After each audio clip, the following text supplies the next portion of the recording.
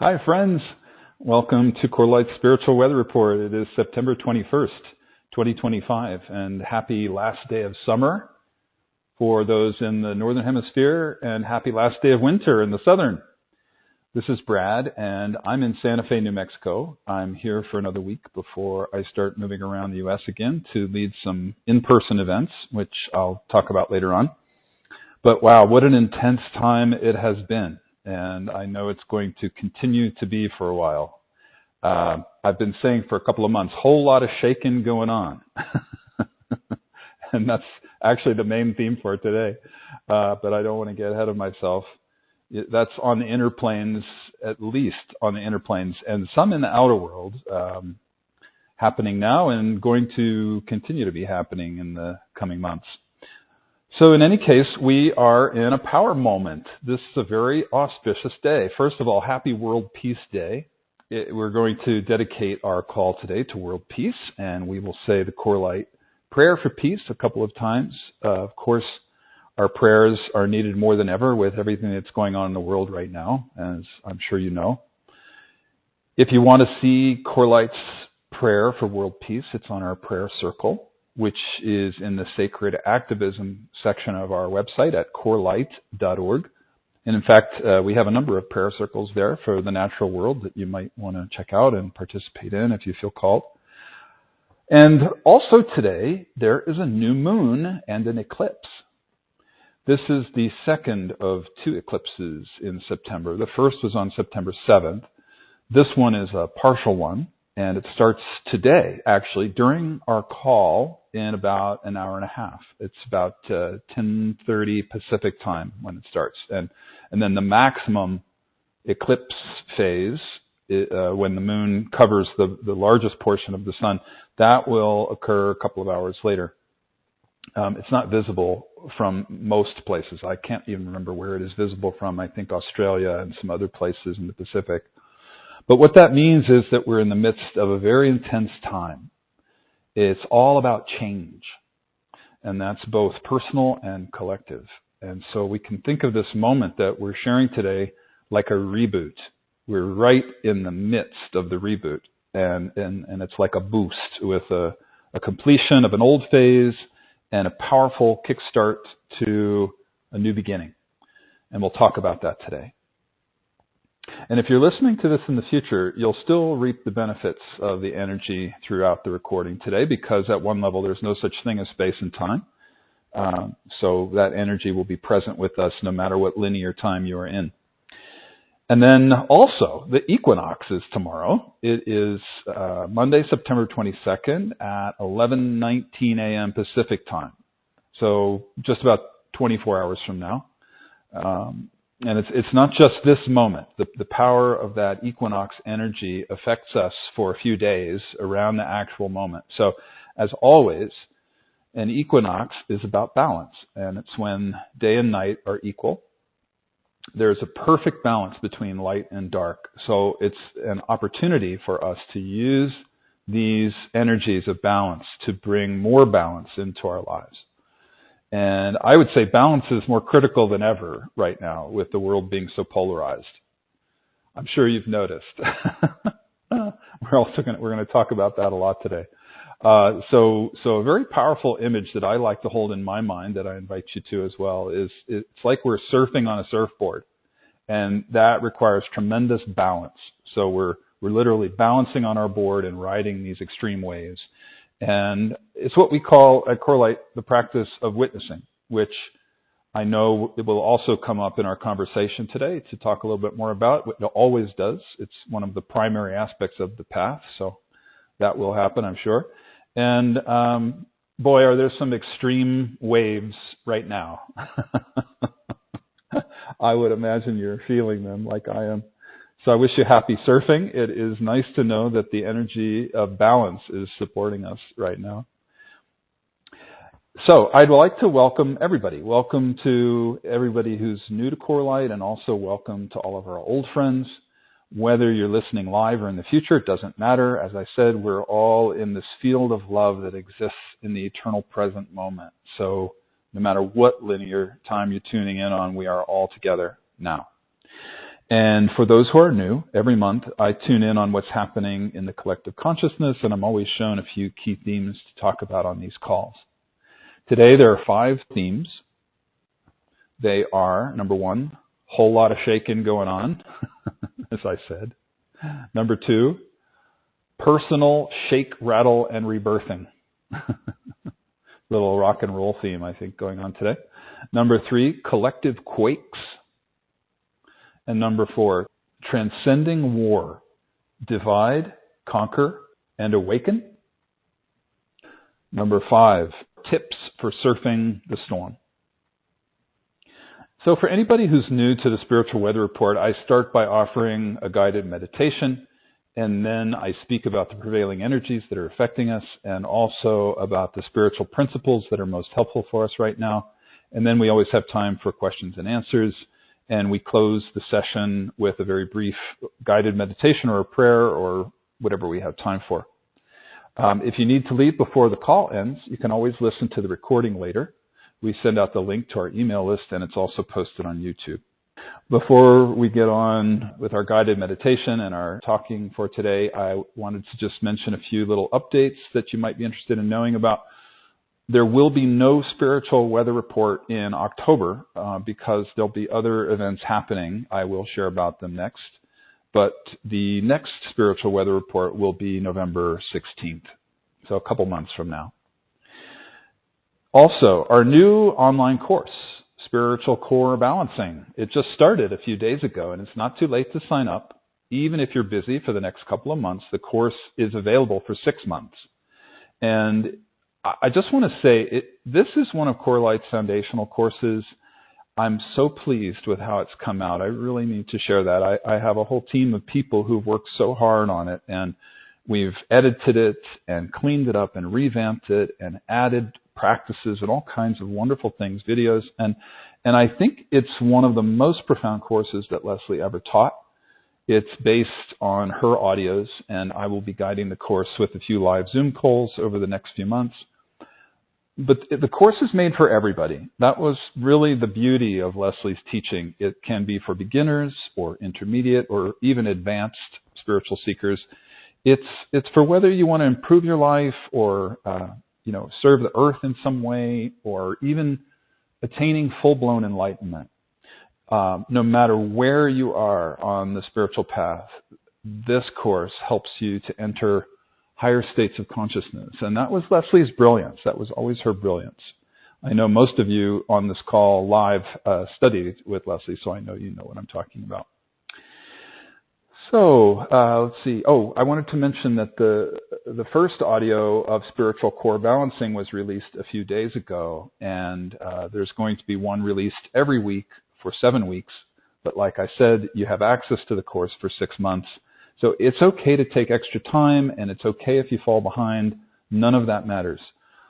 We did say the course ends on November 2nd, and we said that because that's the third of the 3 Zoom calls with me. And the Zoom recordings will get posted on the course site just after the live event. So even if you can't attend the Zoom calls, you can still email in your questions, you can still share, and you can still get a response from me. So Spiritual Core Balancing, you can go to corelight.org and just scroll down a little bit and you'll see it right there. It's the featured course. I just also, a couple more quick things. I wanted to mention that I'm offering some live events in the U.S. in October. October 3rd and 4th, Friday, Saturday, I'll be in Boulder, Colorado. All the proceeds of that event benefit Seeds of Light, our humanitarian arm that serves marginalized communities and orphans in South Africa. The following weekend, October 10 through 12, Friday through Sunday, I'm offering a small group retreat in Ashland, Oregon. It's a max of 20 people, and it's almost full. We still have a couple of spaces left. So if that interests you, I'd love to see you there. I would encourage you to sign up as soon as you know you want to come, because it will probably fill up. So then lastly, I just learned a few days ago that I'll be offering an event on October 26th and 27th, Sunday and Monday, in Kansas City, Missouri. It'll be at the Temple Buddhist Center there in Kansas City, and there'll be more details coming soon. So stay tuned. If you want to check any of those out, they're all on our events page at CORELIGHT.org, except that last one I announced. I haven't put that up yet because the details aren't ready. Lastly, South Africa retreats in 2026.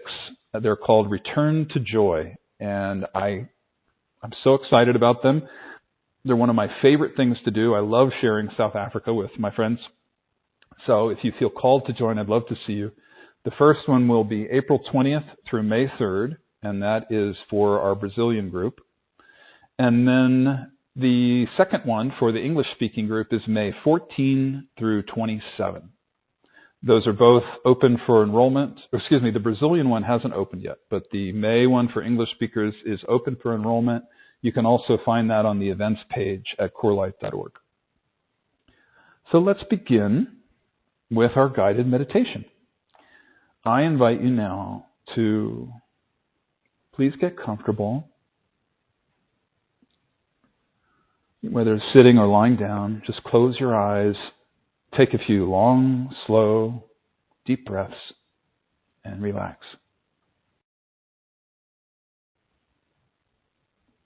I invite you to continue to breathe in all the light and the life force that surrounds you. And exhale any tension or stress in the body.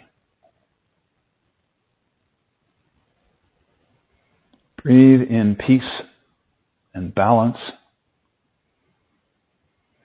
And breathe out any shadow that you might be experiencing.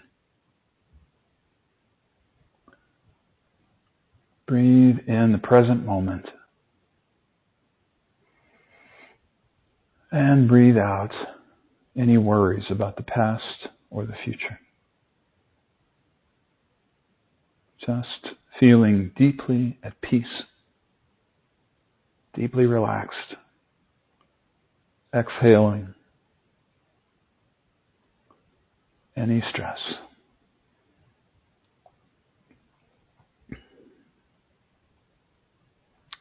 So I invite you now to do a muscular relaxation of the body with me, and we'll start at the top of the head. I invite you to feel a warm, viscous liquid like honey pouring over the top of your head, relaxing each muscle that it touches. Feeling your scalp just melt. Feel it pouring over your forehead, relaxing all the muscles all around the eyebrows and the eyes, temples, ears, nose, cheeks, mouth, back of the head.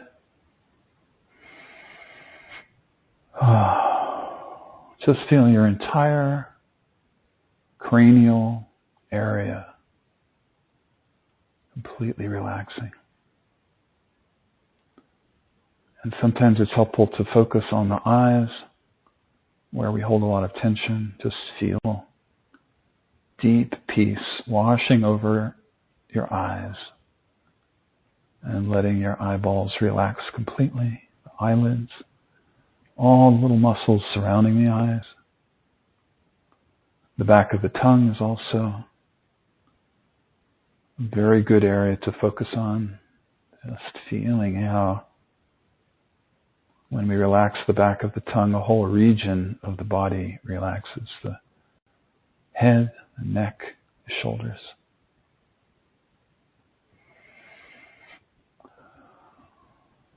And just feel this warm honey continuing to pour down over your neck and shoulders, all the way down your arms to your fingertips.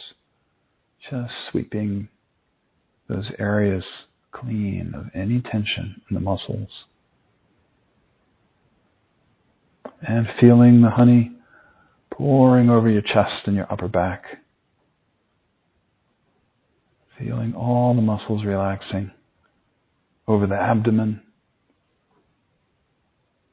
lower back. Let's also especially focus for a moment on the diaphragm and on the internal organs. Just feel this honey washing through all of your bodily system in those areas, feeling the deep peace and relaxation that comes. And let's take a couple of long, slow, deep breaths, breathing light into the top of the head, all the way down to the diaphragm. And releasing. Releasing any tension in the body with the exhale. Do a couple more of those. Breathing light in through the head, all the way down to the abdomen, stomach. And exhaling any tension. And let's do one more.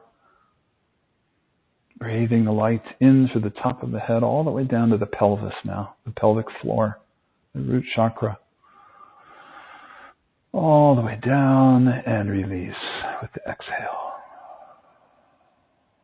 Breathing out any tension in the body. And let's continue to feel this warm honey pouring down over the pelvis, front and the back, all the way down the legs, the front and the back, all the way down to the ankles, feet and toes, just sweeping the entire lower body clear of any tension, any shadow held in the body. And I'll be quiet for a moment and I'll allow you to scan your body from head to toes. And I invite you to just breathe light and relaxation into any areas that might still be holding on to tension.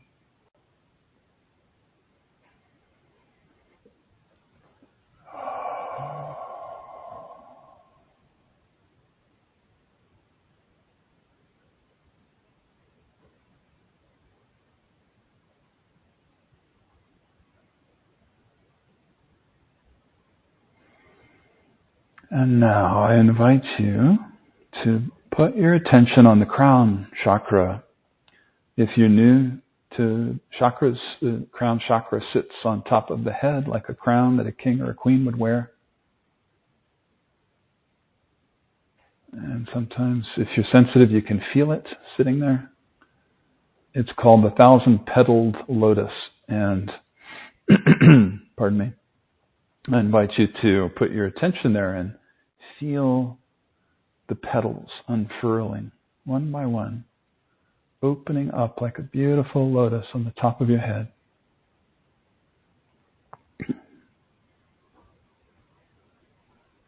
Feeling the petals unfurling one by one, opening your crown up and out. Feel it like a funnel opening up and out, and I invite you to feel a gentle, beautiful, golden white light raining down from above, filling up your funnel. This is the light of the divine, the highest frequency, pure love, pure light, pure divine energy, raining down upon you, filling up your body and filling up your aura.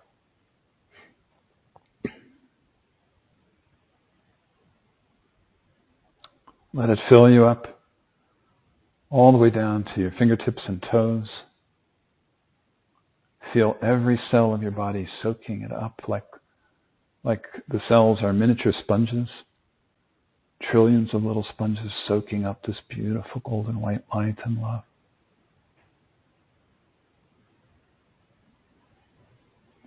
Filling you up so much that the light shoots out the tips of your fingers and the tips of your toes.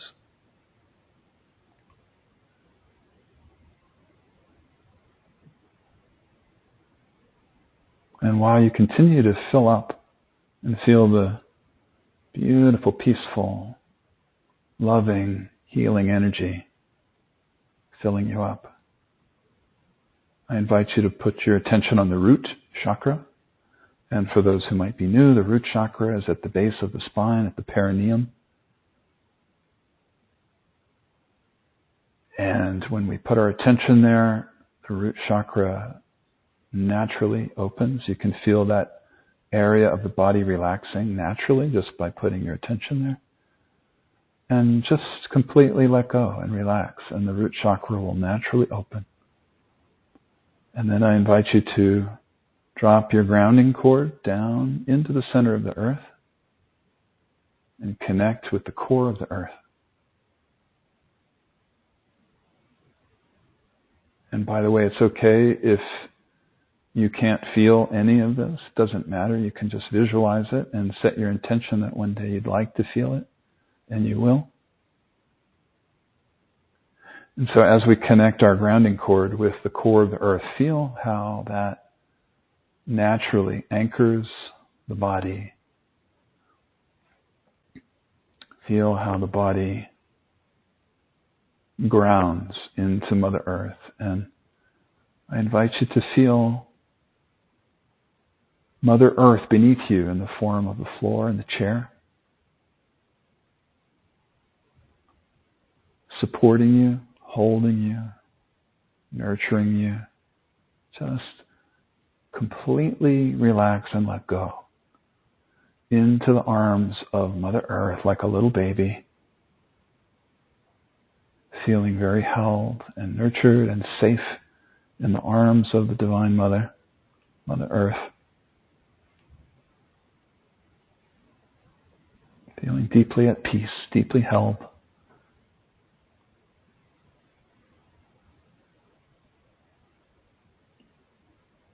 And as you relax deeply, I invite you to feel how your physical human body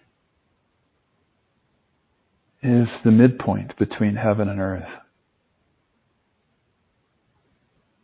Your body literally is the marriage of spirit and matter. You are the connection point, the midpoint of heaven and earth, spirit and matter.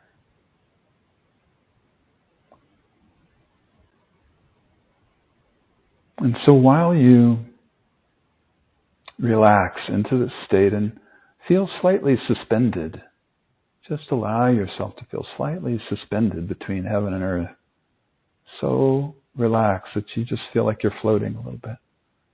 While you do this, I'm going to say a little invocation and a prayer for our call today. So we invite in our highest guides and teachers, all the angels and the beings of light who surround us in the highest love and support. We ask that you please surround all of us in a cocoon of beautiful golden white light and love and healing energy. And again, it doesn't matter if you're listening in the future. This is present time because we're working at levels where there is no past or future. And so please wrap us up in this cocoon and guide our conversation into the highest love and the highest wisdom. Hold our hands as we walk out into the world, fulfilling our soul's highest purpose.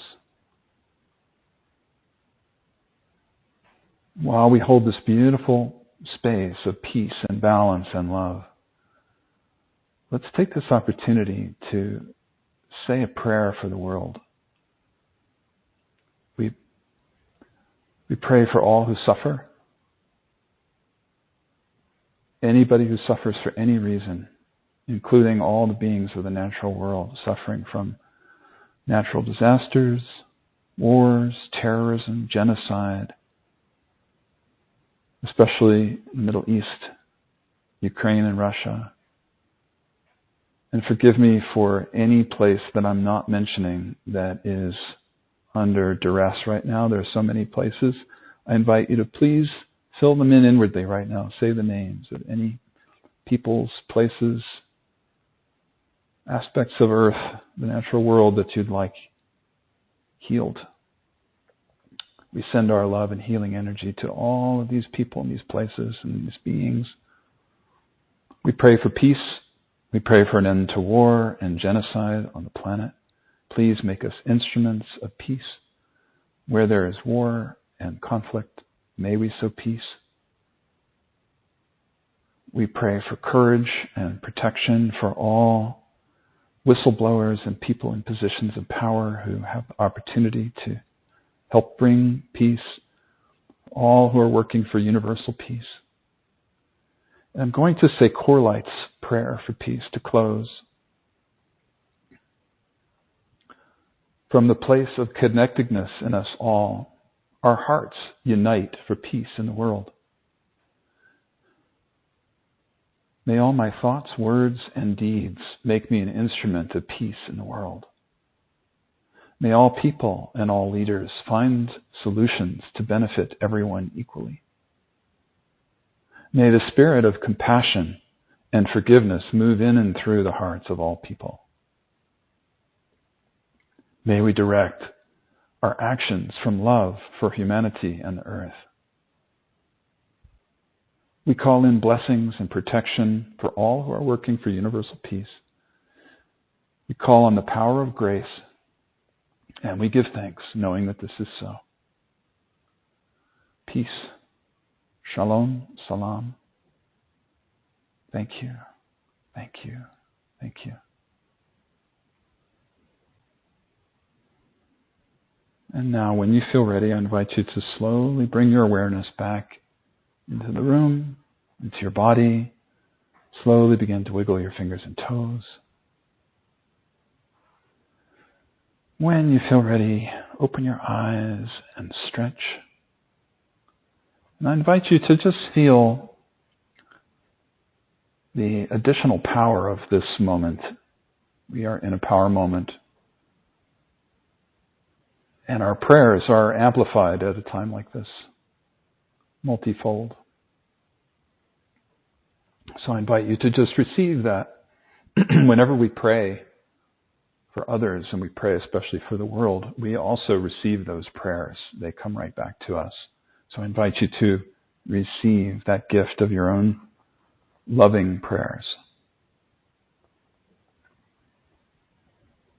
Allah.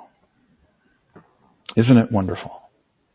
I'd like to start today with some quotes. I wish it need not have happened in my time, said Frodo. So do I, said Gandalf. And so do all who live to see such times. But that is not for them to decide. All we have to decide is what to do with the time that is given us. The next quote is, unity is strength. Divide your enemy and conquer them. That is Sun Tzu. I believe that's from The Art of War, ancient manuscript. The next one is, the purpose of propaganda is to make one set of people forget that the other sets of people are human. And that is Aldous Huxley said that. Never doubt that a small group of committed citizens can change the world. Indeed, it's the only thing that ever has. And that was Margaret Mead. The last one is my beloved Leslie said this, and a dear friend sent it to me. I really appreciate the reminder that she said this. Thank you. I practice gratitude as an antidote to victimhood. All right, let's begin the conversation for today. The first topic, a whole lot of shaking going on. I've said that, I think, 3 months in a row. But it finally made it onto the paper as a topic. So some of this will be a reminder if you've been listening to the weather reports and you remember it all what we've been talking about. But as I said, we're in an extraordinarily powerful time. I wonder if you can feel it. I assume you can. I know most people who listen to these calls are sensitives, and so I would imagine you're feeling the intensity and the power of our times. Last month, in August, we talked about both August and September being months of completions and new beginnings, and that's both personal and collective. And that energy is definitely still with us now, so that's why I really have to bring it up again. Significant changes are happening. And as I said at the beginning of the call, that's both inwardly and outwardly, as well as personal and collective. And so I think that's mainly what we'll focus on today. As I spoke about on the beginning of the call, if you missed it, we talked a bit about the astrology. The astrology is supporting this. 2 eclipses and the equinox.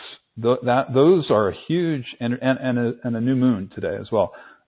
Those are all a huge energetic boost for the completions and the new beginnings.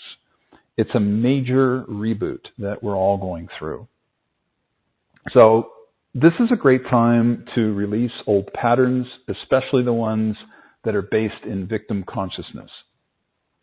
And what is that? So that would be things like lack of self-worth, martyr programming, anything to do with the martyr, and I identify the martyr as self-sacrifice and burden-bearing. The martyr is a savior who at the same time is a victim. We talked about that extensively last month. I would include in this list things like self-sabotage, looking for saviors outside of us, blaming people or things outside of us, anything that has to do with projecting our power outside of us. So there's so much more we could say, but that's sort of, that's it in general. So it's a time to release old patterns like those and more. And it's not just right now. For a few months, significant changes are going to be happening.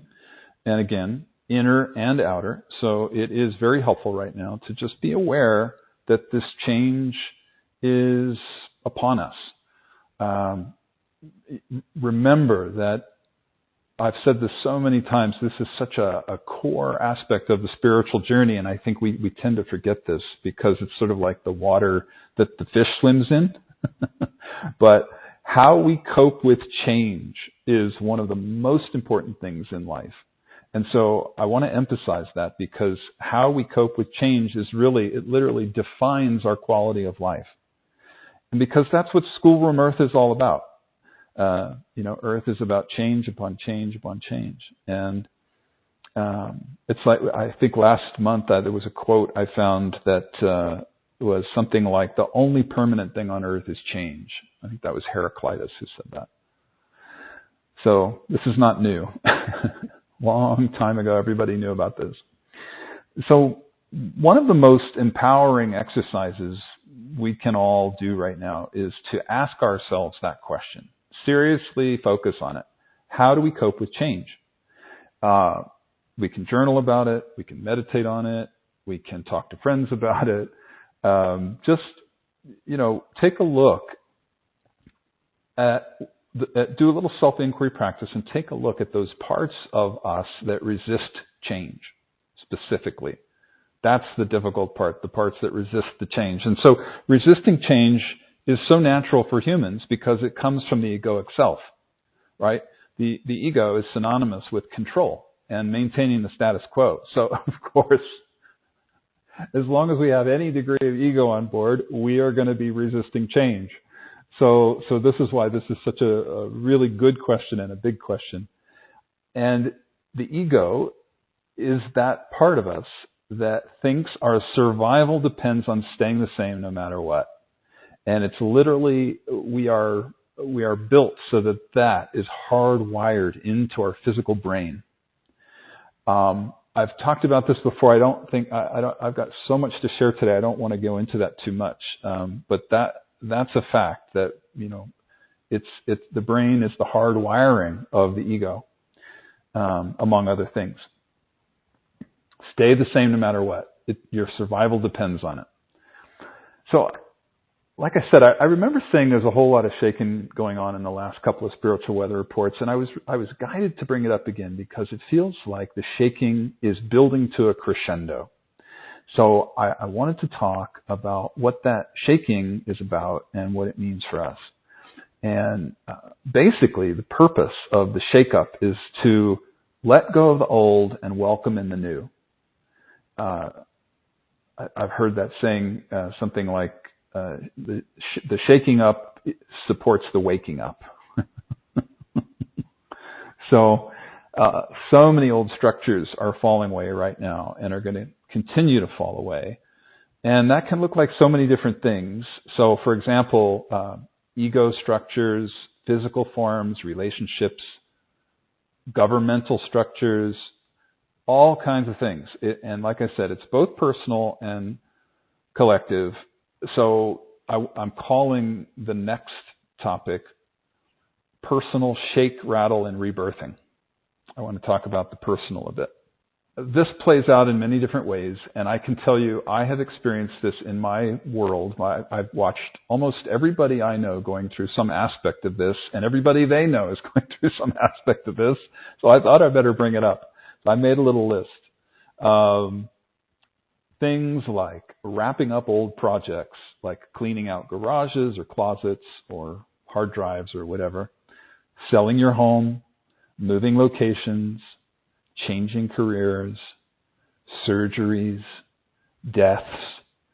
And just in my own circle, I know of several people who chose to leave their bodies in the last few weeks. And I would also say another thing is injuries. You might have some old physical injuries or some old inner wounding that is returning for yet another round of healing.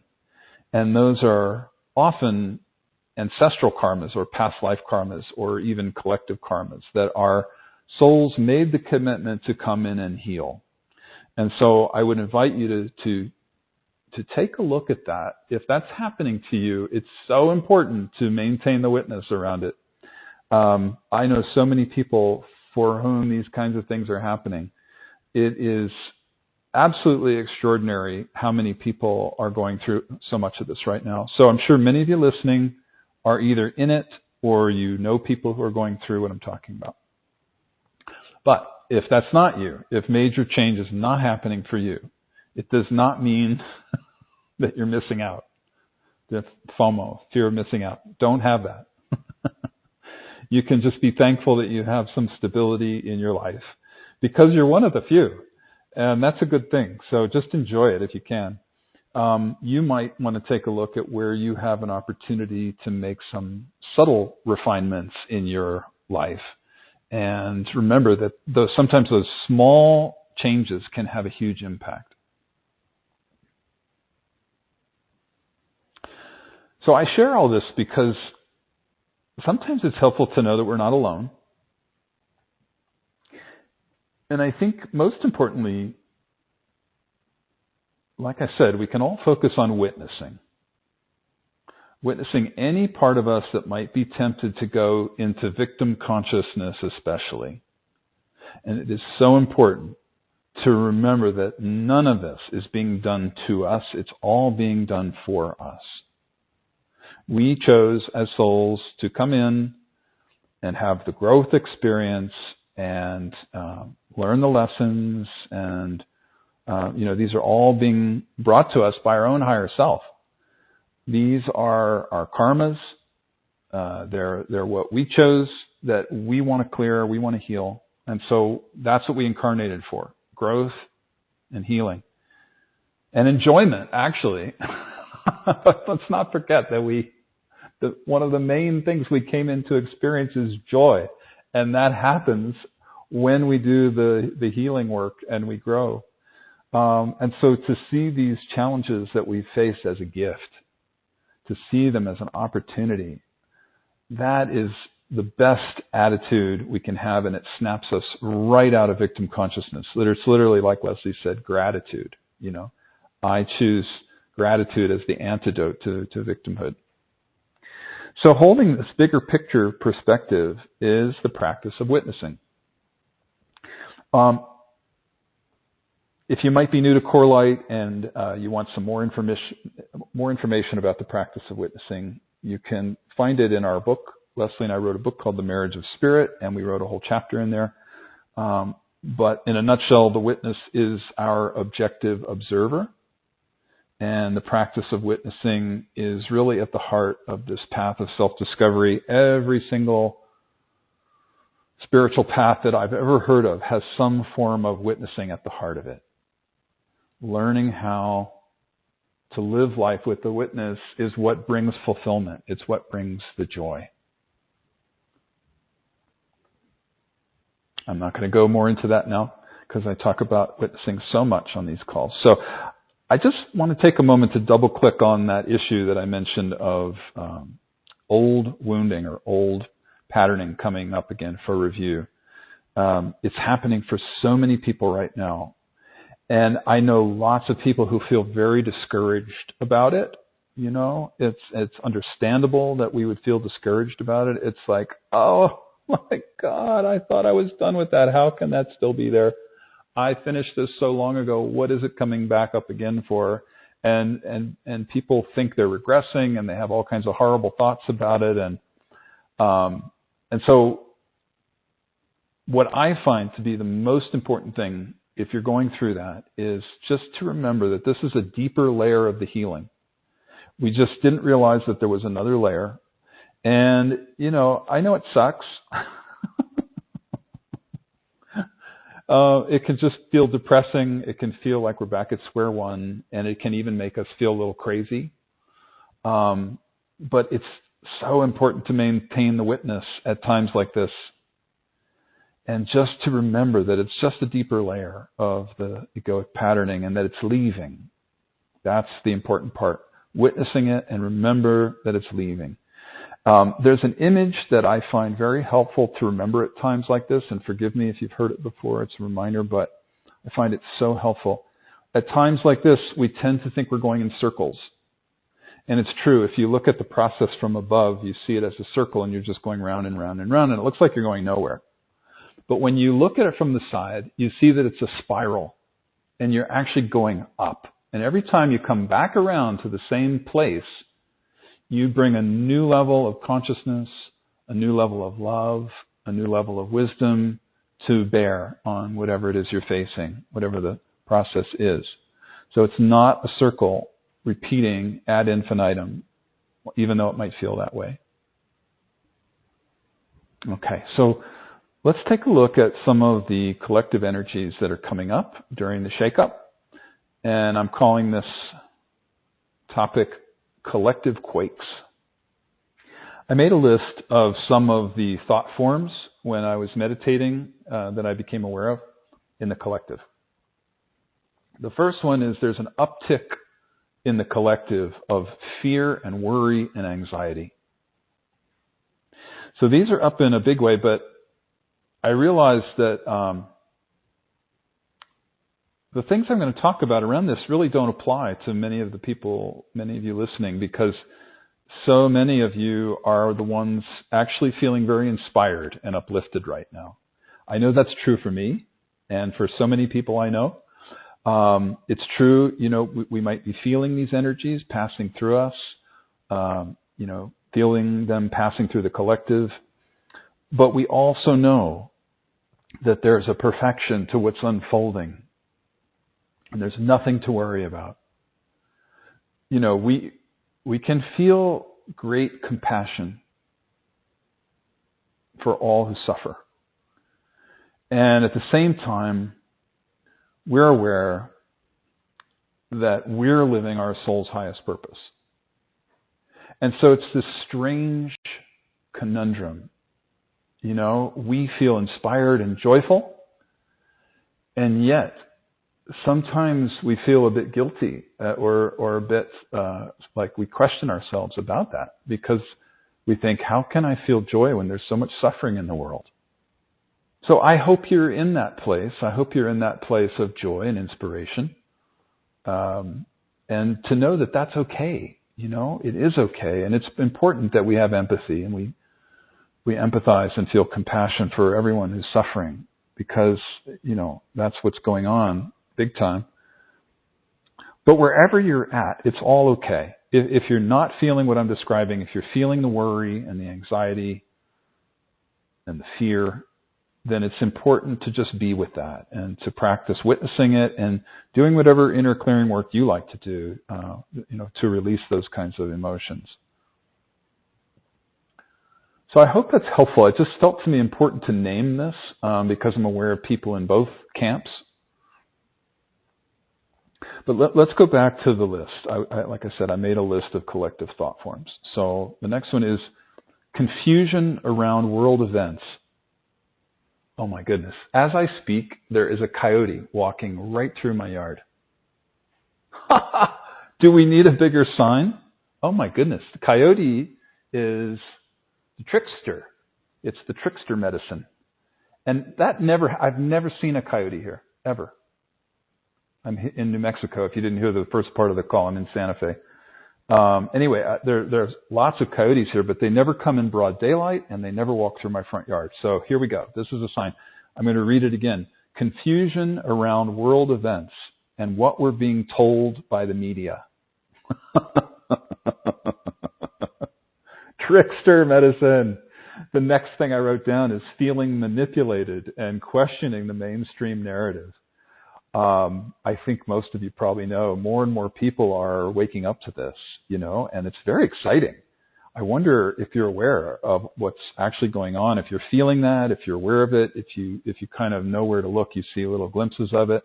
So I get very, very excited about that more people waking up to that part. The next one, increase in polarization, especially between the so-called right and left. I have to say, I hesitate to use those words anymore, right and left, because the lines are increasingly blurring. Maybe I'll talk about that a bit later if we have time. Let's move on for now. The next thing on the list is disappointment in our government and so-called leaders. Anger about it. Overwhelm around all of it. So let's just talk about overwhelm for a moment. I feel most people are just trying to get through the day. Most people are just trying to make a living, care for their families, deal with the immediate issues at hand, and all the personal changes that we're going through. So we tend to feel overwhelmed when we're presented with bigger picture issues. And so I just want to segue for a moment to this. I wonder how many of you might be feeling overwhelmed. Love to hear from you if you feel like writing to me about that. But overwhelm is a big one for a lot of people I know. Most people feel overwhelmed at least some of the time. And so I wanted to just share a way that I use to get through it that I've found really helpful. And it starts with asking the question, what is the opposite of feeling overwhelmed? And so I want to invite you to do that right now. It's a great little trick, actually, for any issue, not just overwhelm. Whenever you feel challenged with something, with an emotional state, any kind of trigger, you can always ask, what's the opposite of this? And it helps you to find some immediate sense of balance and peace just by naming the opposite. So let me just be quiet for a moment. I'm going to let you look inwardly and ask, what is the opposite of overwhelm for you?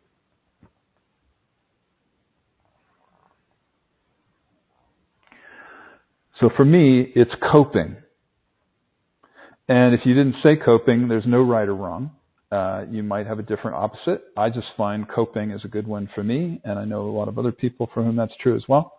So if you're familiar at all with our book, The Marriage of Spirit, that I mentioned before, we have these little practices in that book called polarities, triangles, and squares. Simple little practices that are incredibly powerful at transformation.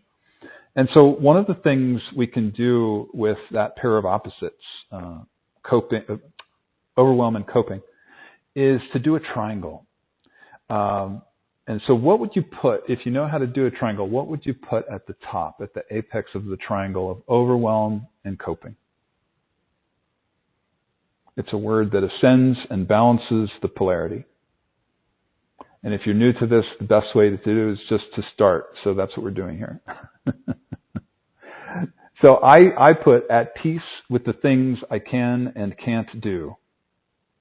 Or just peace is fine. So can you feel, if this is new to you, do you feel how immediate that shift is? It immediately balances the energy. So I hope that's helpful. If that interests you at all, you can check out our book, The Marriage of Spirit. It's on our website or on Amazon or any bookseller. Okay, so back to our list of collective thought forms. One of them is, I was sitting in meditation, I picked this up. What am I going to do? And it's kind of a nervous, kind of fear-based, kind of like, it's just coming up around all kinds of issues is what I felt when I could feel that thought form. And I think especially if you're raising children, I know parents are very challenged nowadays with everything that's going on. And the truth is we're all being incited into so many fear scenarios right now, that there's worry about survival. And if that's not filling the screen for you, maybe take a look at whether or not that's coming up even a little bit for you. I wonder how many of you might be noticing that thought form arise at all. Please share with me, write to me if you care to. If you're experiencing fearful thoughts, around this kind of thing, and if you need some support with transcending the fear, I made a couple of guided meditations specifically for this purpose to help move through fear. And we put them in the course, the online course that I'm leading right now called Spiritual Core Balancing that we just launched. So it's not too late to sign up for that. If you feel you'd be helped by that, please join me. Spiritual Core Balancing. It's on our homepage at CORELIGHT.org.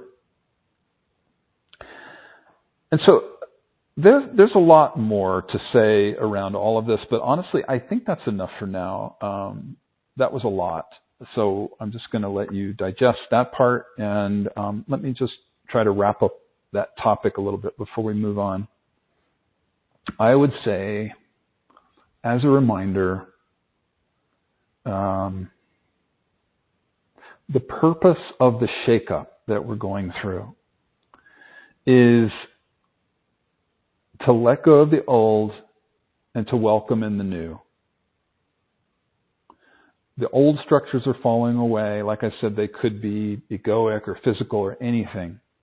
And it's that saying, shake up to wake up. So I leave that with you around this personal and collective situation that we're in. The next topic is Transcending War.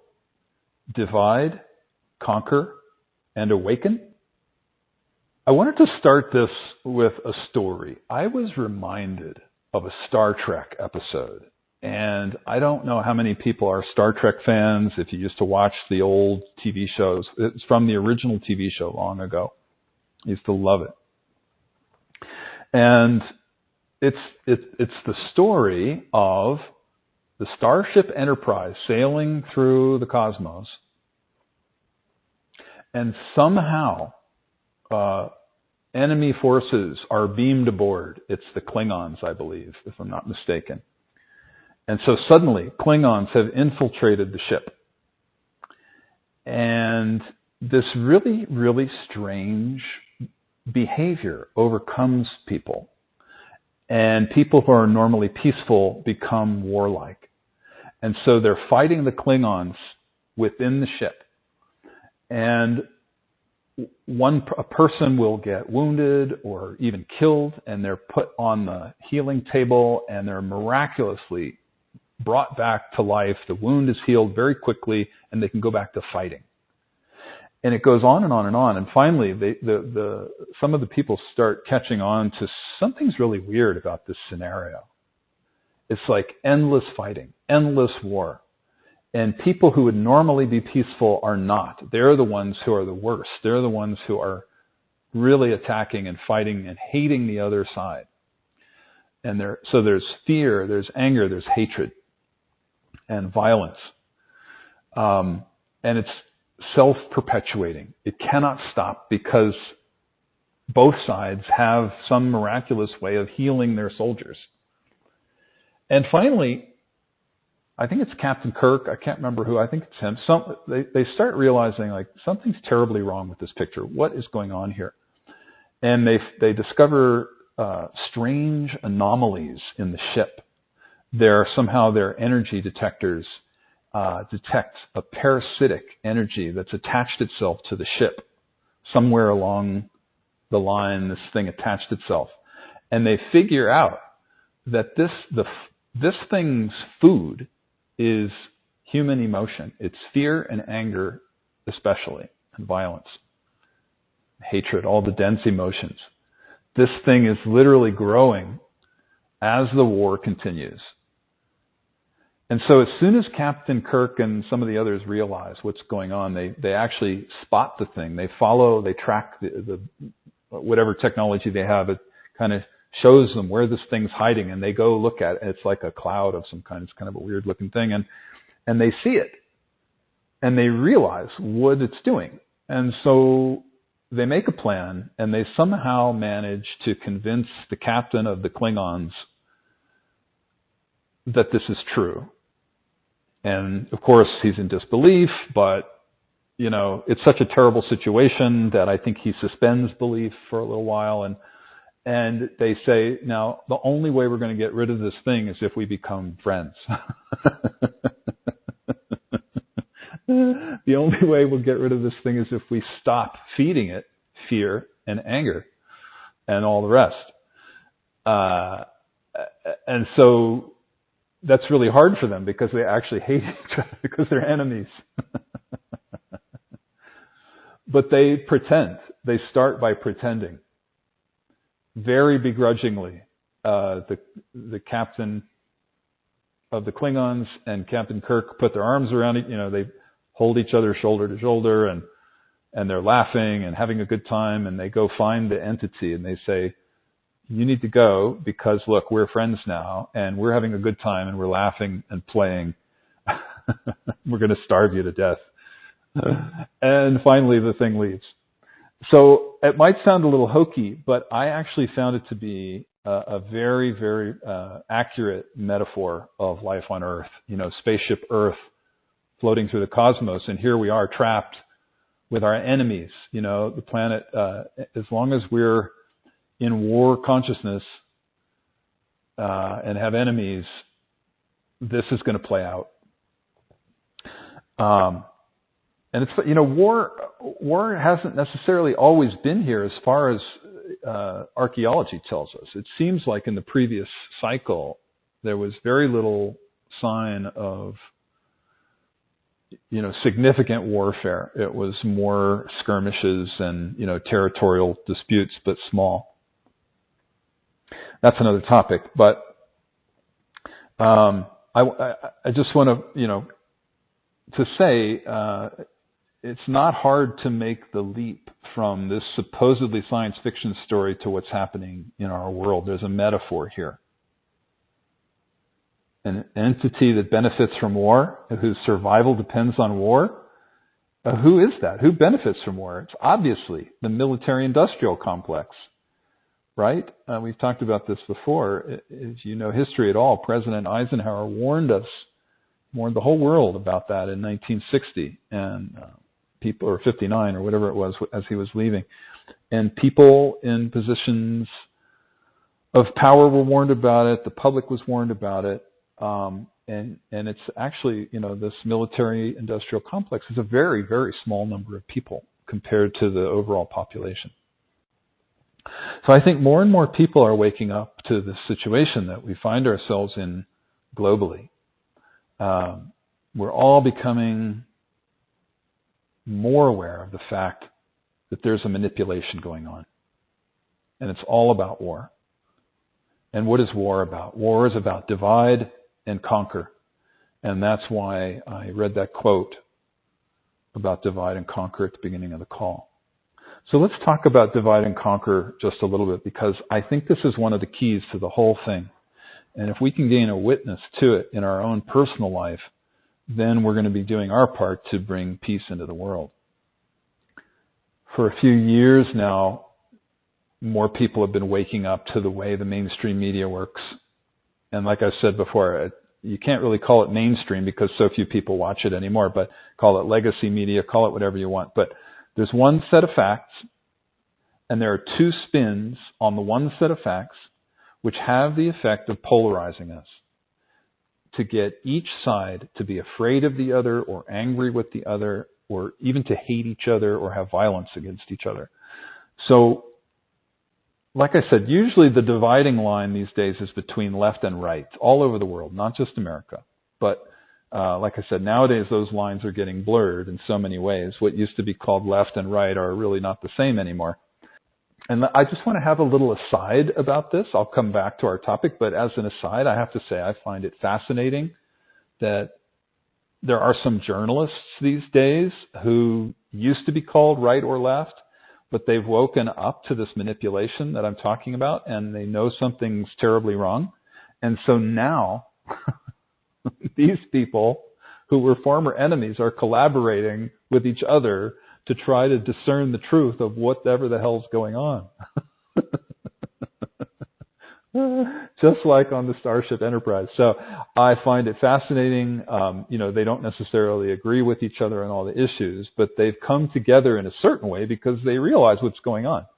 And so they now come together with this common purpose, which is to try to discern the truth. And I find that so exciting. This is a beautiful, very real example of the unification of opposites. And so, that's what the path of awakening is all about, the unification of opposites. It is truly the path to unity consciousness. So I see this as a sign that we are in an extraordinary time right now. It's a very significant sign of the mass awakening that's happening all over the planet. And so I like to track these journalists to try to discern the truth with them. What's going on in the world? I don't always agree with these people. It's a great opportunity to practice discernment. I don't think anybody really knows what's going on, but at least it's nice to know I'm not alone. At least some people are in agreement about one thing, that there's a big effing manipulation going on, and it's about war. It's about divide and conquer. And I think almost everything else is a distraction from that truth. I think that what we're being told is so far removed from the truth that honestly, it's just better not to spend much time taking in the media or trying to sort it all out. I think so much of it is a distraction from what's most important, which is our awakening. I've talked about that so many times on these calls. I feel like I see it as those sets of Russian dolls.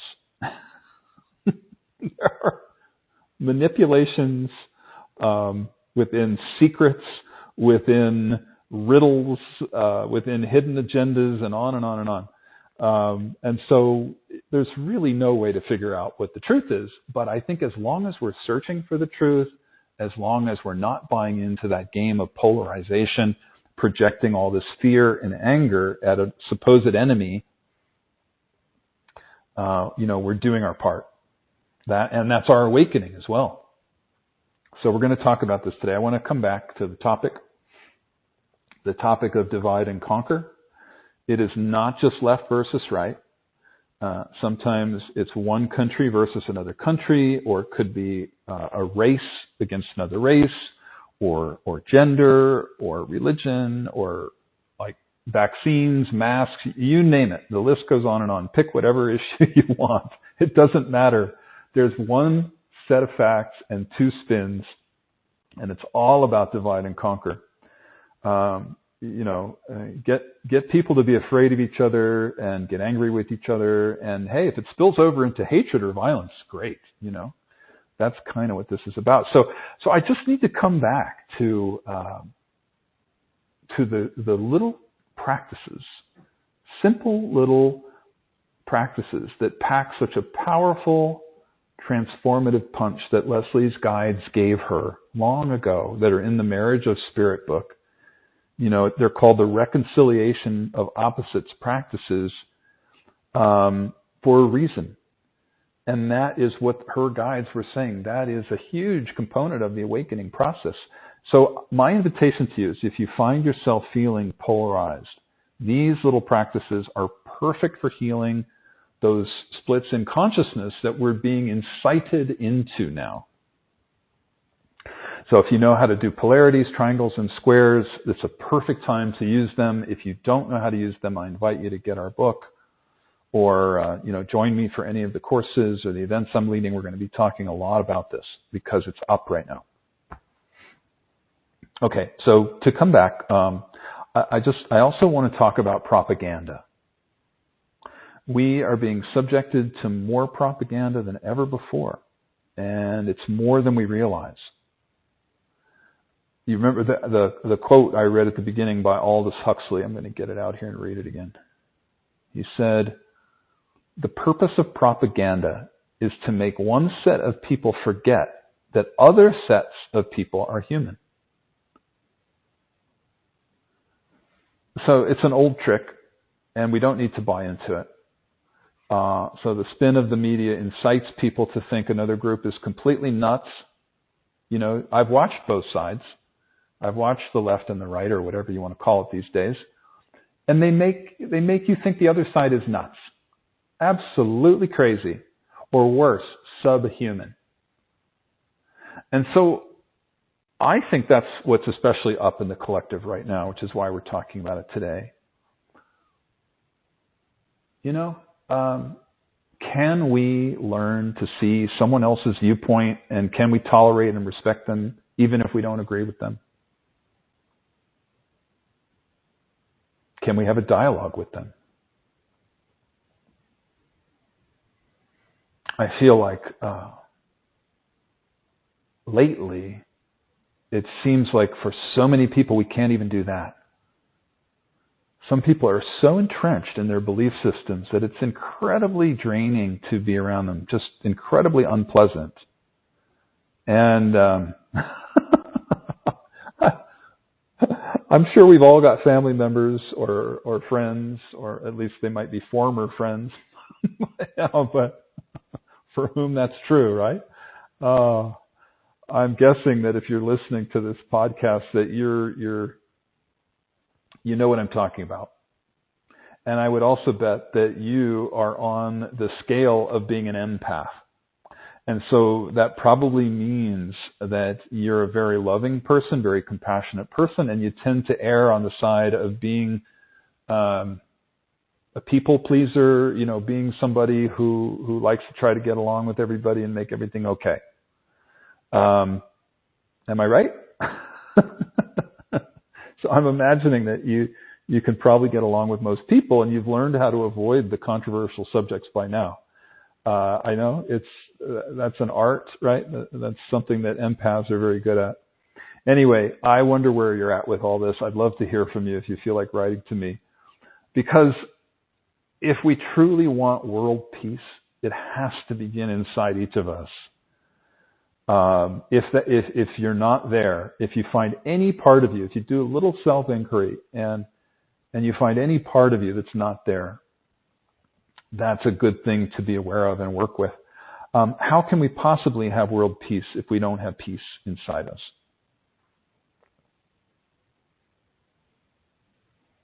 So let's take a moment to just pause, and I want to invite everybody to just reflect on that question. Can you tolerate and respect somebody even if you don't agree with them? And if it's helpful, you can pick your least favorite politician, and then you can ask yourself, can I tolerate and respect a blank supporter? I'm sorry to push your boundaries, but the truth is this is good medicine. It's a good exercise. So I invite you to try that right now. I'm going to be quiet for a moment.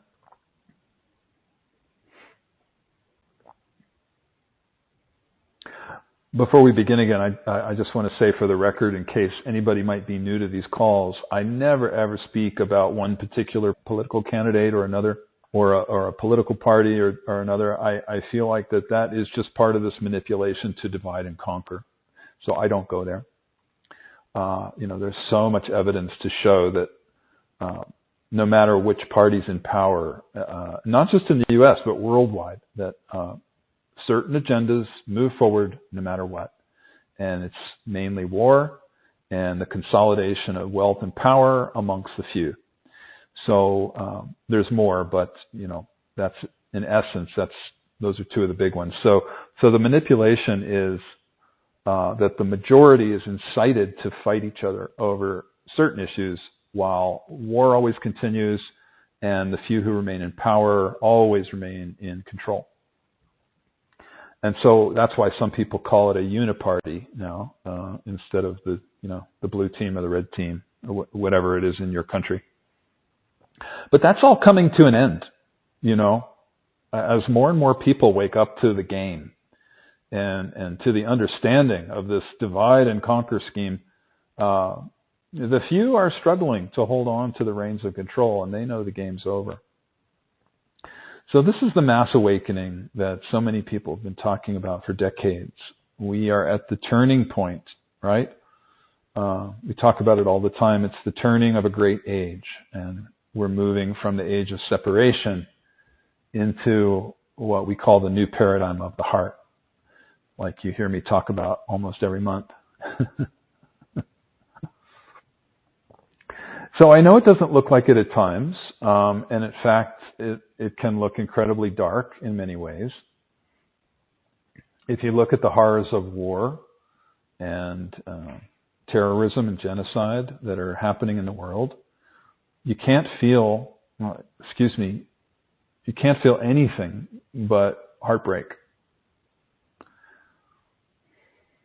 And I know so many people are in despair because of the horror that's unfolding around the world. And that would be just totally normal if you're feeling that. So anybody who has any degree of heart-centeredness feels enormous compassion for all the suffering happening in the world. There's just so much of it right now.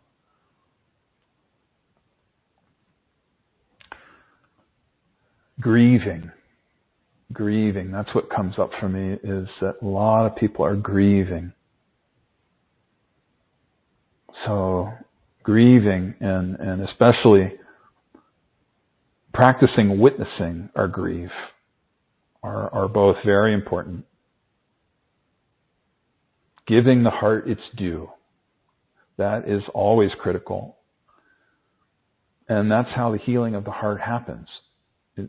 That's spiritual awakening. It's a huge step.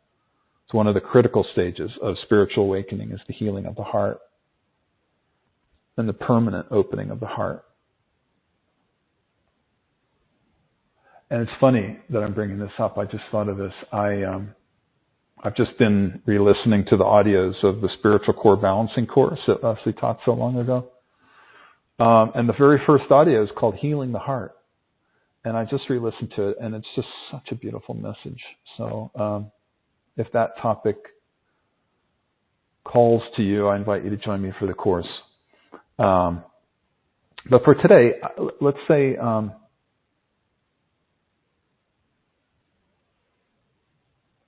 I think most people who've been on a journey of grieving the loss of a loved one know the truth of what I'm saying.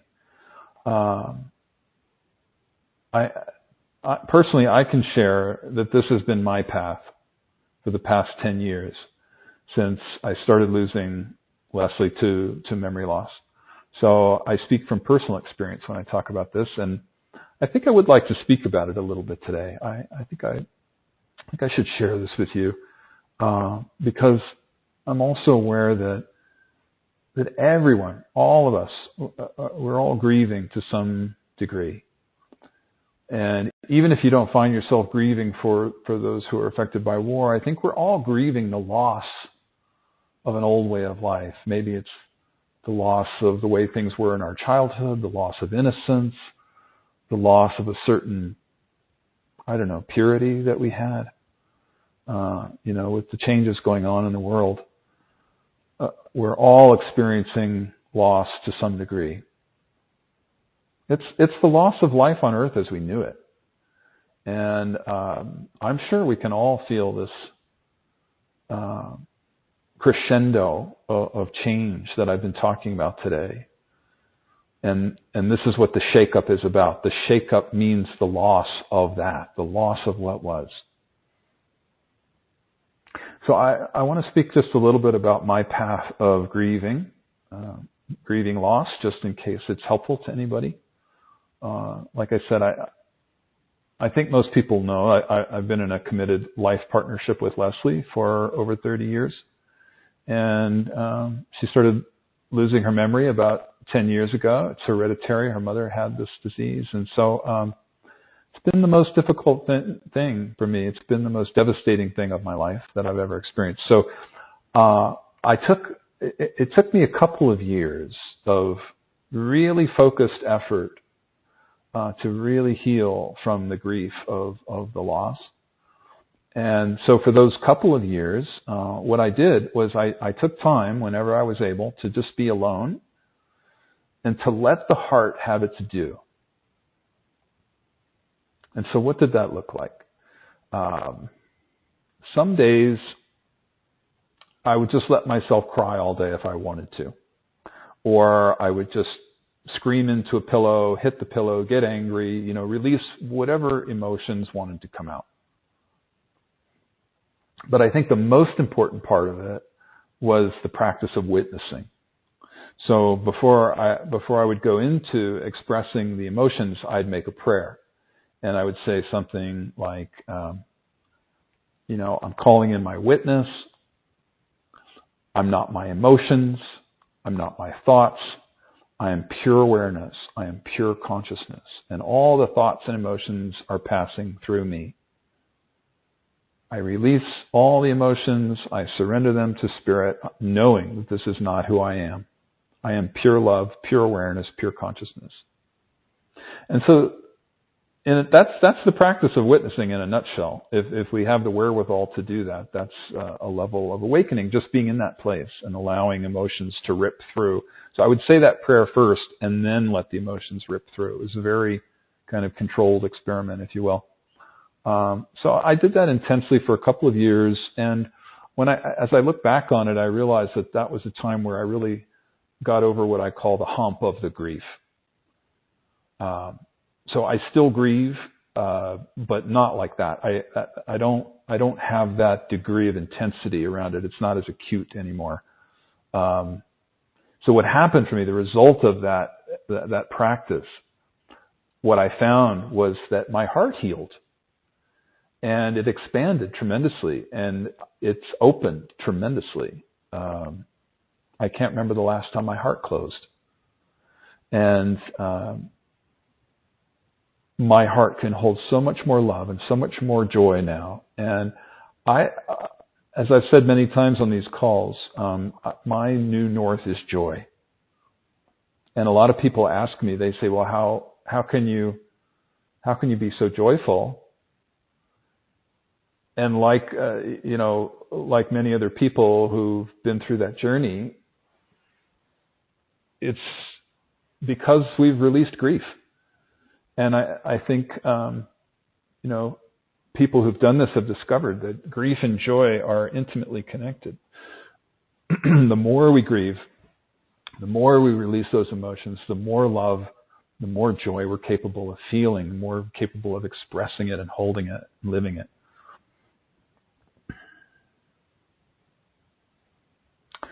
So I share that with you just in case it's helpful if you feel that you're going through any level of grief with the loss of Earth the way it used to be. I would invite you to try that practice in whatever way you feel drawn to. Okay, so I hope that that's helpful. We're wrapping this topic up here, but I want to say that it's important to remember that we're reaching the end of all of this. We're closing out on an old paradigm. The old paradigm is about divide and conquer and warmongering. And it's ending. It's playing itself out. It's coming to its natural conclusion. It's the end of a cycle. It's the end of this, let's call it a cycle of darkness. And it's the beginning of a cycle of light. The dark and the light dance. And so here we are. We're at the turning of this age. And I know it may not look like it at times, but literally this is happening as we speak. And the changes are happening right now and more to come. And like I said, it begins inside each of us. It begins with healing our own patterns, clearing the shadows within us. You know, when we had that moment of silence just a little bit ago and you asked that question about, you know, having a conversation with an enemy, or with somebody you disagree with, that's what it's about. You know, getting real with ourselves. And if you know, if we find that place in us that struggles with that, then it's about doing the healing and the clearing. So the more of that we do to heal those parts of us that buy into the fear and the anger and the separation, the less divided we are, and the more we can tolerate and respect other people. And even learn to love them and forgive them. And that's really the ultimate. That's what it's all about. But practicing the inner clearing work is what helps us to live more in that open heart and to live in the joy. So let me just complete this topic by remembering the Star Trek episode. Such a great story. I'm going to watch it again. It's somewhere on YouTube, I'm sure. The more we learn to tolerate others and make peace, even if it's begrudgingly at first, even if it's faking it, you know, smile when you don't feel like it, the more intense how do I say this? Forgive me, I'm struggling for words right now.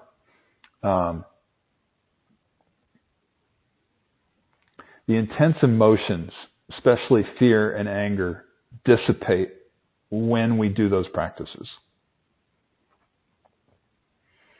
And if we're doing those practices, if enough of us are doing them, then those who benefit from war will not be able to exist here.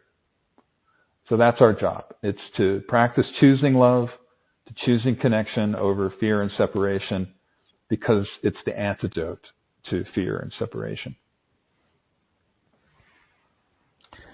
All right, so let's move on to the final topic for today. The final topic is tips for surfing the storm. So to complete, there's so much happening that I jotted down a list of some reminders to share with you. I didn't want to forget it, so I'm just going to read you the list. The first one, as a collective, we're letting go of very old stuff. Deep-seated collective shadows based in victim consciousness. The prevailing energies are supporting this right now. It's a great opportunity to release old patterns. Second one, beware of blaming an authority figure. It's not about the authority figure outside of us. It's all about us claiming our own authority and taking back our sovereignty. The next one.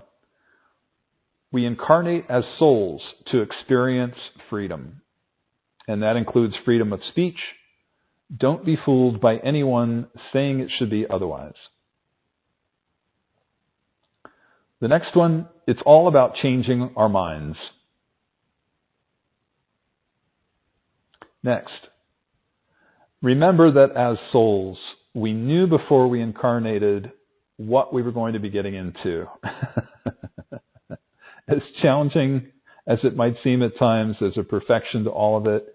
It all has to play out before the cycle can end. The forces of separation are losing power, and there's nothing to worry about. The next one. Remember, it's darkest just before the dawn. And I'll just say, I know that's a cliche, but it's true. And, we have to go through the shadow to get to the light. I had an experience in meditation that it was like a black tarry substance wrapped around the core of light within, the Sushumna. And that's what it looks and feels like at a subtle physical level. And with a strong witness, we can pass right through that. And when we do, we experience intense emotions and horrible feelings, physical symptoms.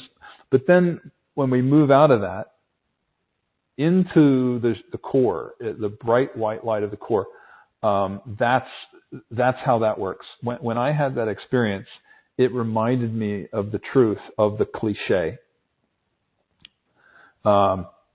It really is just, it's so dark right before you pop into the light. And that was my experience. So just when you're in the most extreme pain and you think you can't take it anymore and it feels like all is lost and you're going crazy, if you stick with it with a witness, you pop into the light.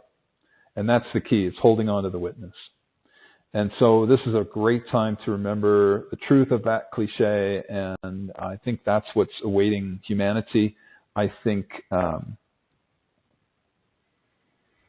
mass awakening is going to be gradual over the next few decades, but the most intense period is right now and in the next few years, maybe 5 to 10 years. We're right in the thick of it. We're in that thick, tarry substance before we pop into the light. I remember that experience like it was yesterday. It was such an empowerment. Okay, next one. For now, remember to breathe through the intensity of these times. Any challenges you're facing will pass. Just keep practicing witnessing and remember that all the intense emotions will move through like the weather. And one day it will be clear again. All you have to do is stay on your surfboard and ride the waves. The next one, we're almost done here, a couple more. Especially remember not to get distracted by the screaming of the media and the intense collective emotion and fighting. Don't get sucked into it. It's much better to focus on your own awakening because that's always the greatest gift that we can give the earth. And that's true. The greatest gift we can give is our own awakening. The last thing. As I often end these calls saying, the highest manifestation of the spiritual journey is joy. Joy is the highest vibration we can achieve. And the more time we spend in it, the better. And I'm not talking about spiritual bypassing. I just need to say that I'm not talking about avoiding dealing with a shadow process that's staring us in the face. We've got to be real. We've got to do the self-inquiry work. We've got to look in the mirror at ourselves and be honest and real. But as soon as that's done, and that we move back into the joy as quickly as we can. So I invite you to make that a practice. All those things. I read the list to myself as well. These are all great practices for all of us. All right. There's more I'd like to share, but I'll save it for next time. Let's move on to questions and sharing. I want to thank you so much for all the questions and the heartfelt sharing that you send to me. I so appreciate hearing from you. There was some really, really excellent sharing this past month or two, and if I didn't get back to you, I apologize. I do read everything. I don't always have a chance to reply, but gosh, I love hearing from you. So always feel free to write to me about anything, sharing or questions. In case you're new, the way it works is that you can email your questions in advance to courses@corelight.org. And not possible for me to answer them all, like I said, but I do read them, and I get to as many of them as I can. And if it doesn't get answered by me, you know that an answer always comes from somewhere, whether it's a book or another teacher or a dream or whatever, meditation. So the first question is from Pam.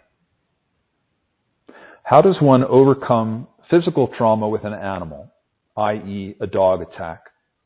Does the triangle technique suffice? Well, thank you, Pam. I'm really sorry to hear that you had that trauma, being attacked by a dog. I've never experienced that myself, but I know plenty of people who have, and I know how traumatic it can be. So first, I just want to say my heart goes out to you.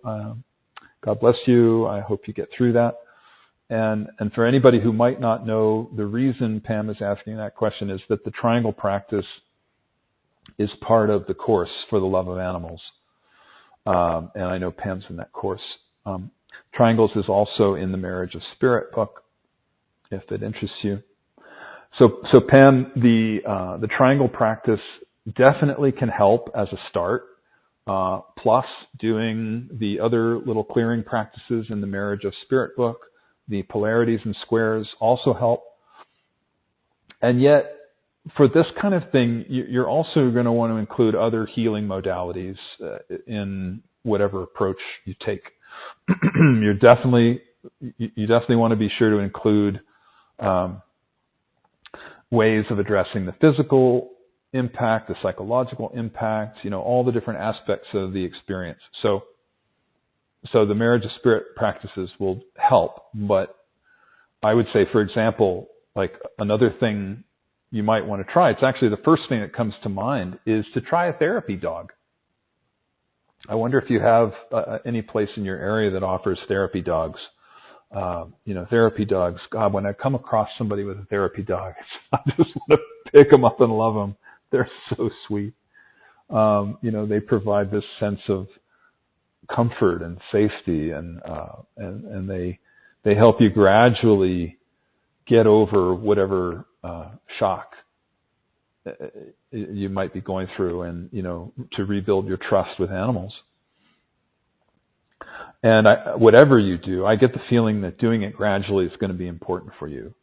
So easing your way back into exposure to dogs, where you're sure that it's a safe environment, and you might want to get the help of a professional too, to really slowly help you build back into some level of confidence.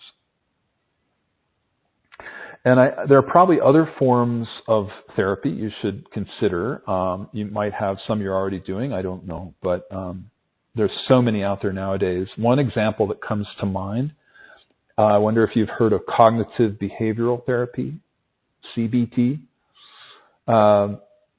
If you don't know about it, it's kind of a talk therapy, and it helps with changing the mental emotional patterns. And there's a specific type of it called exposure therapy, which is where you're gradually exposed to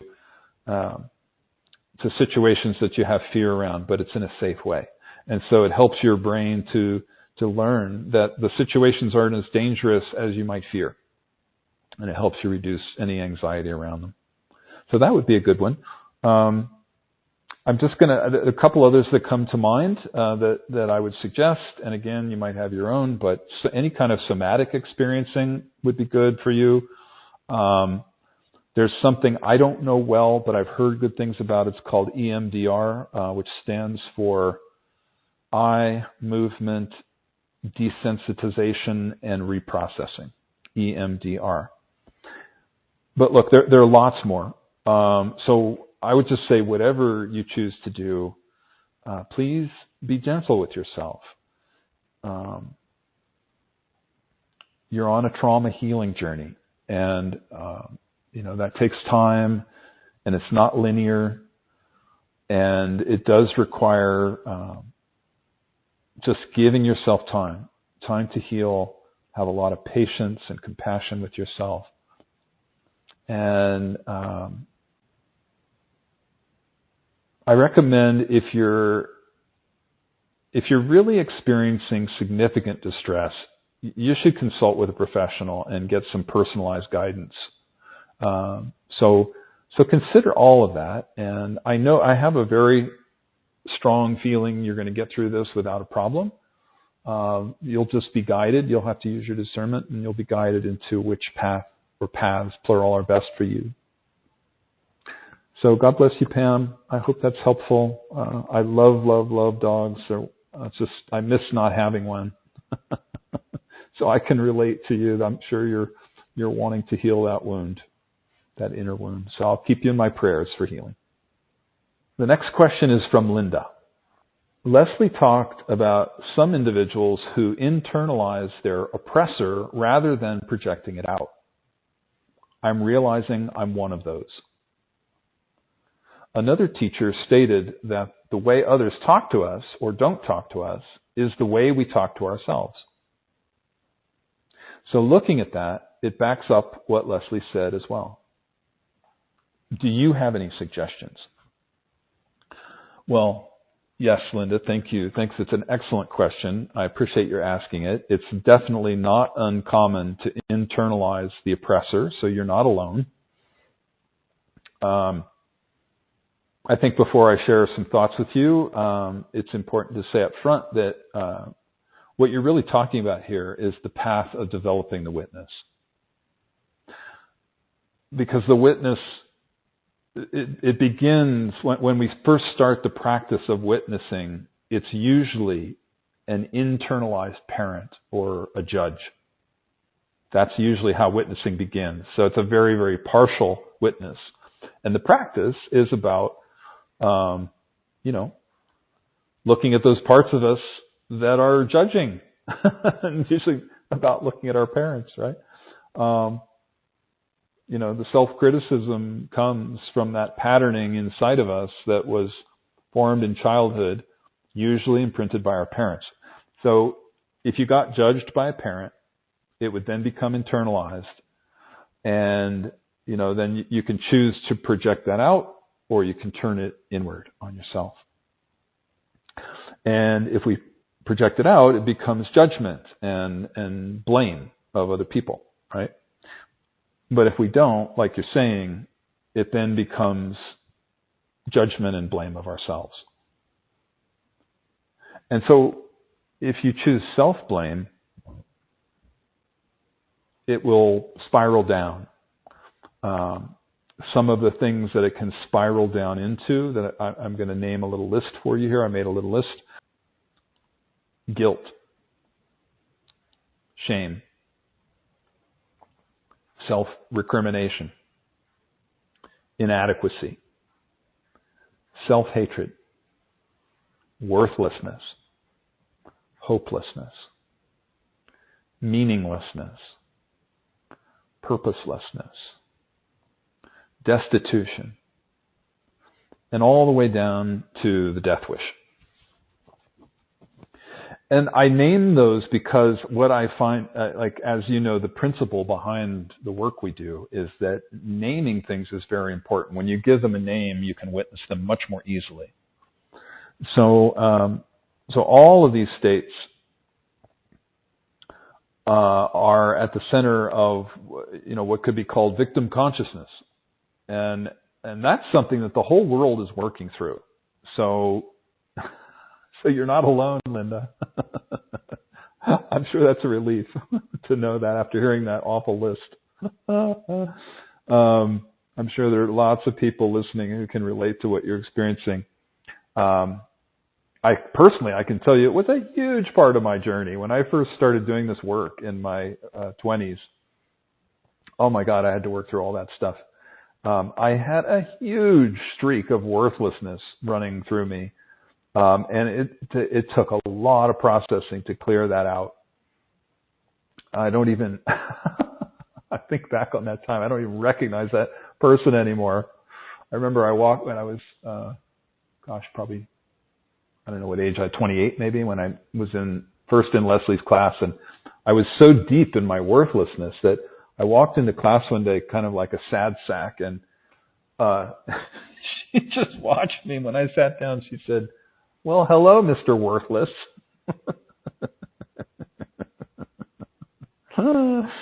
But like I said, I don't recognize that person anymore. But it's a testament that if I can do it, you can do it. Anybody can do it. You can work through that stuff, and you can release all of it. So if we internalize it, that's what happens. And if we project all of it out, and then it becomes things like hatred of others. And instead of the death wish, it's the killer instinct, right? And so these are two sides of the same coin, these polarities. And we call it all of that stuff, we call it the downward spiral. And it's literally a map. The downward spiral is a map. And Leslie came up with it. We put it in the Marriage of Spirit book. We named those states so that it becomes a map, so that at any point, if you're triggered and you're in an emotional state, you can look at that list and go, oh, wait, that's where I am. I don't have to go down any further. I can pop into my witness and realize that that's not who I am. I'm not my emotions. I don't have to do this. And you can pop back out easily that way. So it's just the duality playing out in different ways. And, we're all imprinted with these states of consciousness, but each of us is unique. So as souls, we incarnated and we chose our patterns just for our own unique personality that we knew that we would need in this incarnation. And so we chose our parents very carefully to imprint that unique design that we knew would serve us in the highest way. So Linda, you chose those parents to get that pattern. I know you know this, but just a reminder. And, great opportunity to do one more level of clearing now. So look, I could speak a lot more about this, but I think it's probably outside the scope of our call. We did write a chapter about it in the Marriage of Spirit book. It's the chapter called The Human Imprint. It's got the downward spiral in it and a whole lot of other wonderful things. So that might be a good refresher for you if you want to go read that chapter again.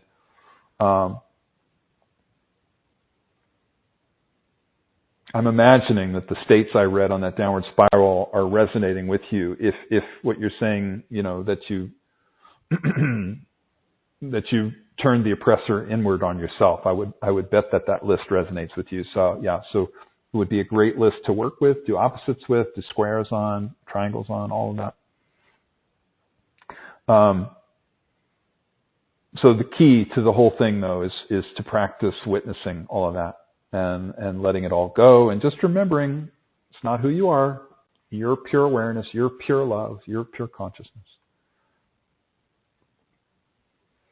And so yeah, your question was really if I have suggestions, and definitely I do. I think I've probably already said them, but to summarize, I'm talking about using the Marriage of Spirit practices. The witnessing practice, there's lots of little practices in the book. In the witnessing chapter, it strengthens the witness. The clearing practices, the ones I mentioned, polarities, triangles, and squares, so helpful with this kind of thing. The other thing is I taught a course, Linda, I think you were in that. I taught a course, it's offered online now. It's called The New Paradigm of the Heart, Transcending Victim Tyrant Consciousness. And that really goes deeply into this in some of the modules. It goes deep into the healing of victim consciousness within us. And I know, Linda, I saw that you enrolled in the Spiritual Core Balancing course. So I would invite you to use this opportunity of the next few weeks to make a commitment to clearing a deeper layer of this pattern, taking it to a new level. So I hope that's helpful. I know it's no fun. My heart is with you. I really feel when you have to go through that deep, dark stuff. So I'll keep you in my thoughts and prayers. Please let me know if I can help further with that. All right, my friends, we're going to call it a day, and we're going to complete now with our closing guided meditation and prayer. So I invite you now to, if you're multitasking, this would be a good time to just pause for a few minutes just to complete our session today. I invite you to sit or lie down and relax and just get comfortable.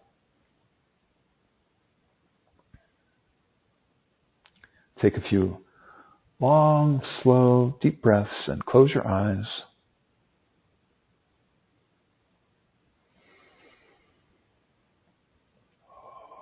Deeply relaxing and letting go with each exhale. Breathing in the light and the love that surrounds you. Breathing out any shadow that our conversation might have stirred up for you. Breathing in joy. Breathing out worry.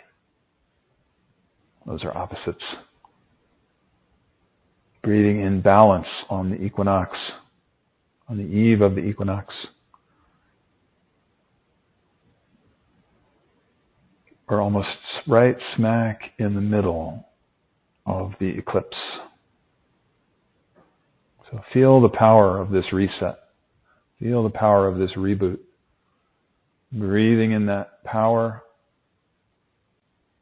and breathing out any old patterns you'd like to release.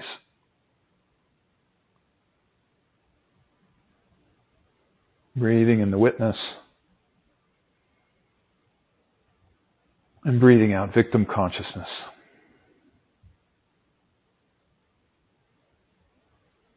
Breathing in everything is done for us. Breathing out everything is done to us.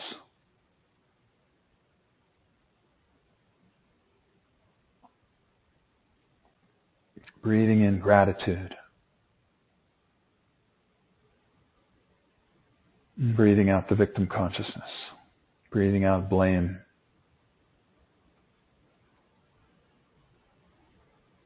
Breathing in freedom and sovereignty. Breathing out, projecting our authority onto the outside.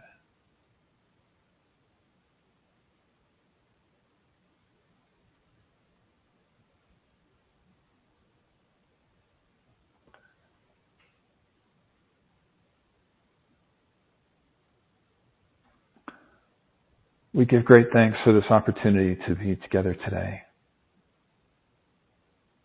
Again, whether you're listening now or in the future, it doesn't matter. We're so grateful for this field of love that we all share. We're so grateful for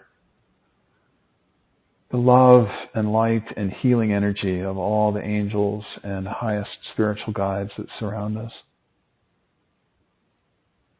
We're deeply grateful for this opportunity to be incarnate at this extraordinary time on planet Earth when we're going through the mass awakening. And as much as we're capable, we offer gratitude for even our processes, our growth opportunities, our shadows that are up for healing.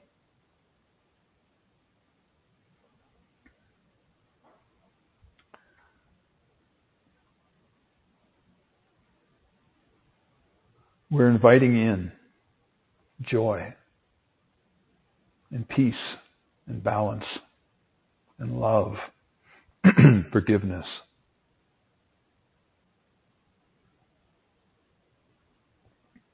And we're offering up all the imbalances in our lives.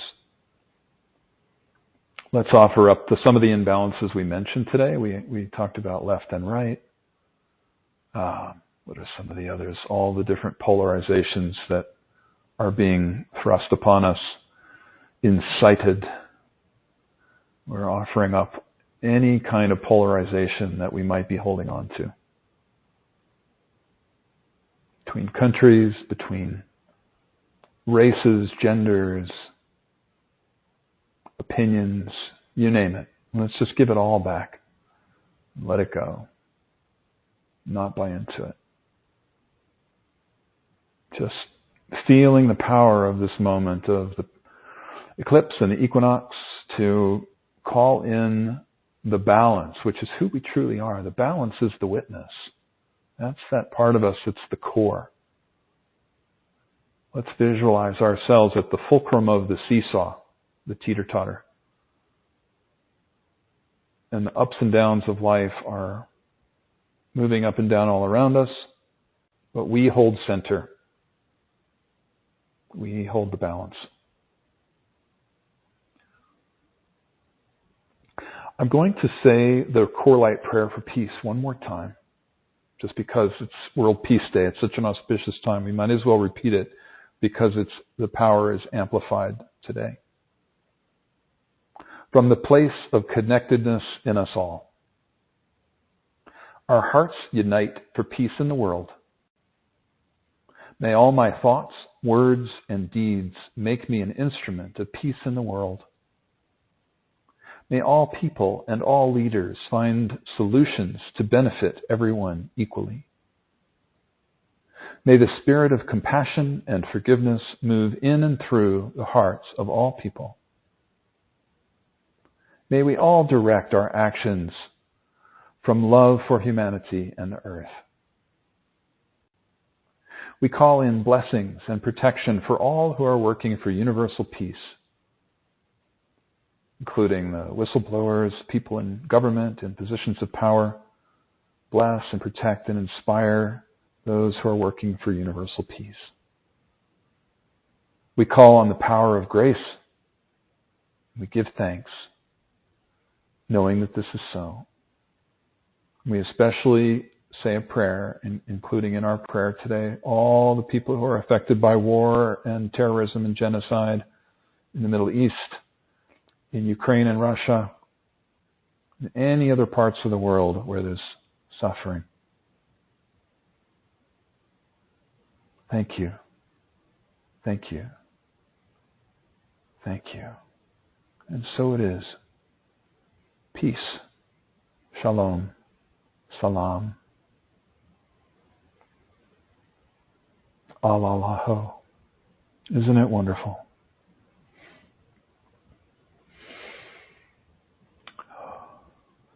Well, thank you, everybody. I'm so grateful for this time we shared today on this auspicious occasion. I love you. Hold you in my heart. I'm going to miss you next month. Just a reminder, we won't have a spiritual weather report next month. The next one will be in November. And meanwhile, I hope I get to see some of you in person at the upcoming events or on the Spiritual Core Balancing course. But we are always together anyway. Or maybe I'll see you in South Africa. Maybe you'll come join me there. All right, my friends, I love you. I bless you. Wish you all the best. And I look forward to being with you again in November. So much love. Bye for now.